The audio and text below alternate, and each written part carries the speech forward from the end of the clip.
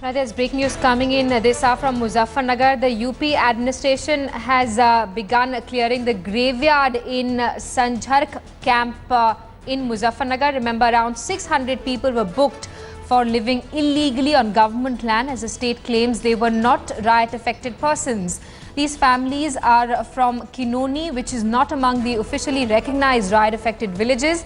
These families had been living in makeshift camps meant for riot victims. For more, let's get an word from our correspondent Pankaj Upadhyay, who's joining us on the phone line from Muzaffarnagar. Pankaj, give us details. We know that the UP administration is clearing a graveyard and also throwing people out of camps, claiming they are not riot-affected persons.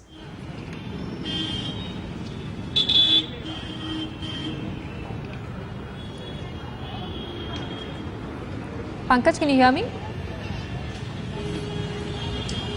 Sibi, there were around 600 people who had been camping at the Sanjhark village graveyard because there was no other place where these people could have.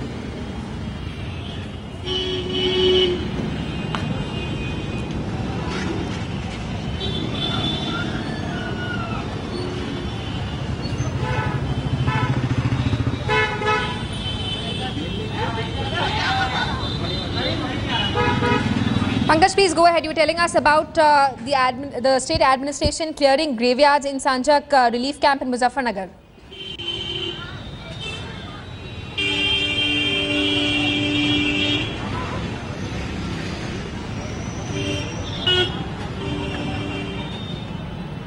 Sibi, I was saying there were around 600 riot victims that were staying in the Sanjhark village graveyard. There was a camp that was put at this place. It's not as if they had illegally occupied some place. They were staying there ever since the riot broke out in the month of September. Now, this afternoon, the local administration forced them to leave this very place, apparently because it was giving a very wrong feel to the administration. Additionally, if I may apprise the viewers, the Loi camp, the Shahpur camp have been cleared. That means people have been forced to leave these camps by the local administration.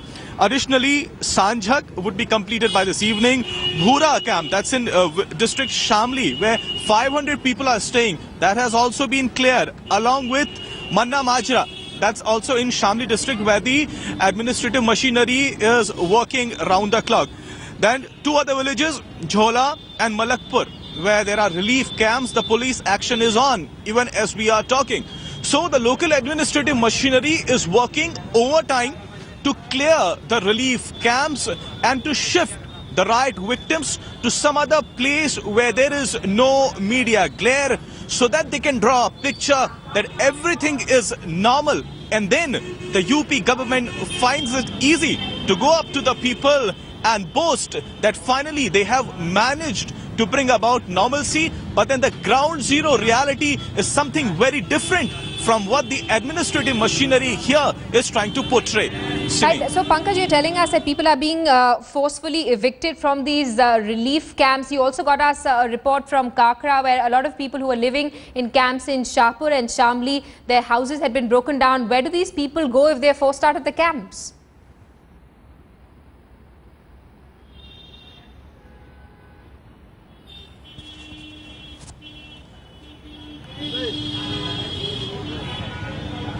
Absolutely. Now, let me tell you, last evening I visited a village in Shamli district by the name Manna Majra.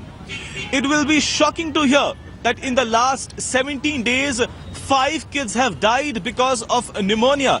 And the reason that the riot victims tell me that no doctors have visited that camp, no administrative machinery has bothered to provide any sort of relief material to the people there.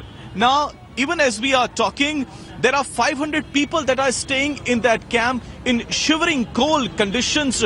and the administration makes us believe that all the relief material has been provided. Simi, over the last couple of days, now I have visited the Loi camp, Shahpur camp, Jhola, Malakpur, Sanjhak, Bhura, Manna Majra, and the ground reality is so very different. What I really saw was local administration maintains that they have been compensated, but when I have had a word with these riot victims, they maintain that it is only a very small percentage of the victims that have been compensated, and now the entire attention of the local administration is to forcefully clear out these riot victims, clear the relief camp, and give a picture that everything is back to normal, and that of course the Muzaffarnagar of today is so very different from what it was after the riots broke out. Absolutely shocking apathy of the Uttar Pradesh administration. Pankaj Vadaya, thanks so much for that detailed report. We'll continue tracking development.